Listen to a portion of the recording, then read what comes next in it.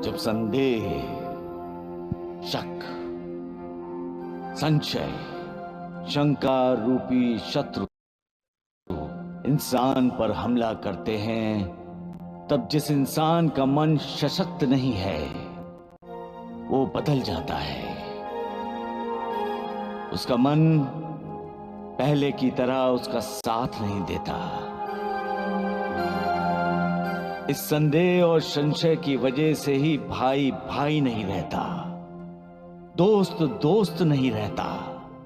शक और शंका की एक चिंगारी रिश्ते को आग लगा देती है, और ये आग तब बुझती है जब सच्चाई सामने आती है। लेकिन तब तक आग सब कुछ जला देती है, रिश्ते भी और रिश्तेदार भी।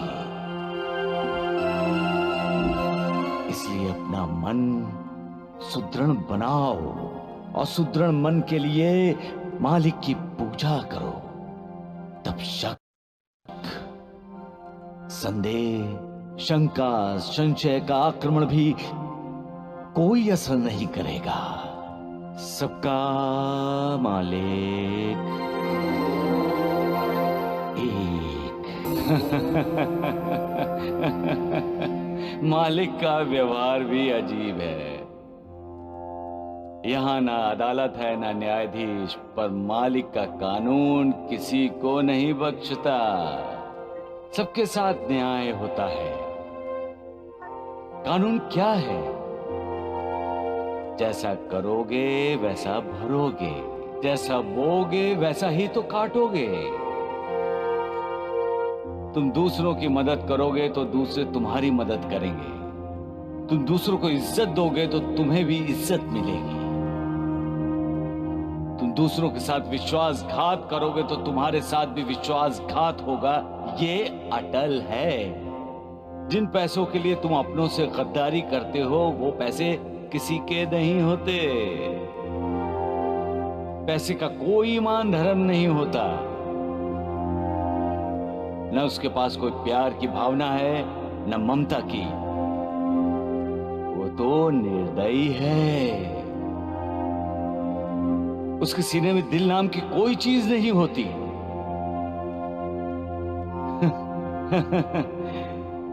कमाल है उसकी, जो पैसों के लिए बड़े से बड़ा अपराध करते हैं।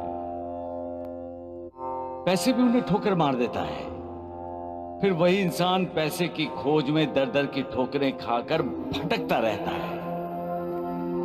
इसलिए पैसे को उतनी अहमियत दो जितनी जरूरी है। पैसे के लिए अपने संबंधों को, अपने रिश्तों को ना तोड़ो। याद रखो, रिश्ते इंसान की ताकत होते हैं।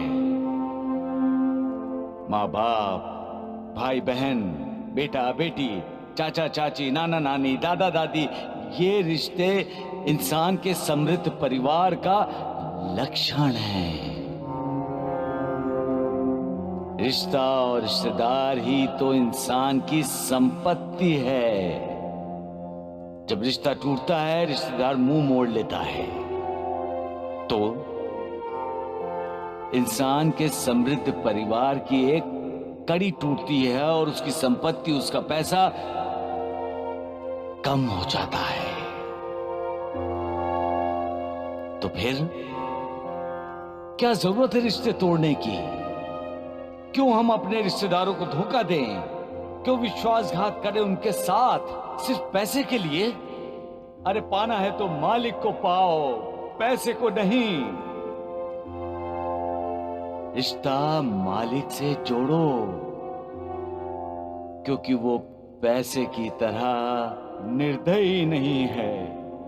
उसके सीने में भी दिल है, जो इंसान के लिए भी धड़कता है।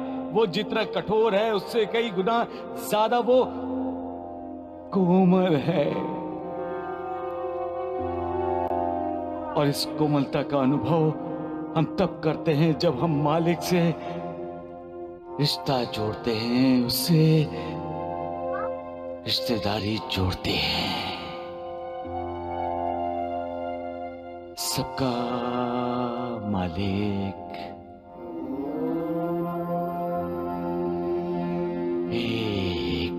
खुद कृतज्ञ होकर दूसरों को कृतज्ञ बोलता है ये तेरा इंसान मालिक। ये दूसरों का अपमान करते वक्त जरा नहीं सोचता, लेकिन खुद का अपमान हुआ तो सांप की तरह डसना चाहता है। अपनी महत्वाकांक्षा पूरी करने के लिए किसी भी हद तक गिर सकता है, किसी का लिहाज नहीं उसे। जिस थाली में खाता है उसी में छेद करता है, भूल जाता है तुम्हारी शिक्षा, तुम्हारे बनाए सारे नियम कानून। कहा जाता है कि जैसा कर्म वैसा फल, जैसी करनी वैसी भरनी।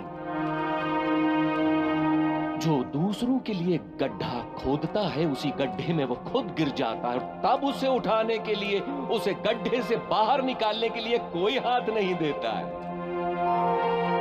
तब उसे गुस्सा आता है। कौन समझाए तुम्हारे इंसान को मालिक? क्यों क्यों बनाते हो ऐसे नमूने? क्यों मालिक, क्यों? कभी कभी तुम्हारा खेल, तुम्हारी लीला मेरे समझ से परे है मालिक। हाँ,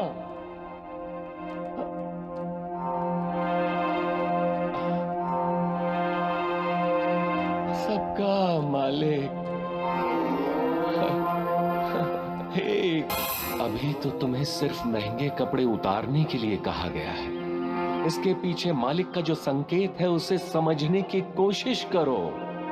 तुम्हें मालिक समझाना चाहता है कि कपड़ों के साथ साथ अपना अहंकार भी उतार फेंको, अपनी गलती सुधार लो। परिवार में जो दरारें पैदा हुई हैं उन्हें पाटो।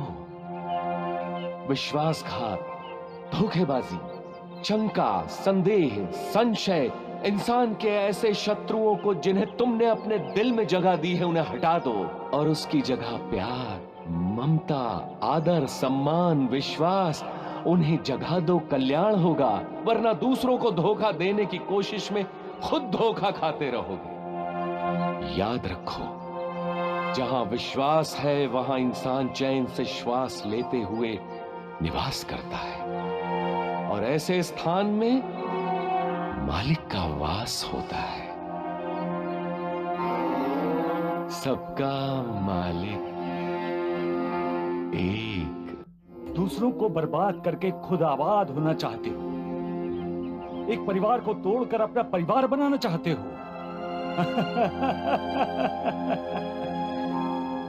सावधान, तुमने अपने भाई को धोखा दिया है।